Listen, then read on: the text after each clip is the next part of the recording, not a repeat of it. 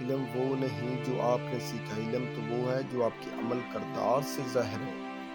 इंसान की ईमान की पहचान वादे की पाबंदी से होती है और लोगों के रिश्ते बचाने से कोई मतलब नहीं होता जिनको अपने मतलब से मतलब होता है। जहाँ छोटों की ज़बानें बड़ी हो जाएं वहाँ बड़ों के रुतबे ख़त्म हो जाते हैं। चाबी से खुला ताला बार-बार काम आता है मगर हथौड़ी से खुला ताला दोबारा काम नहीं आता।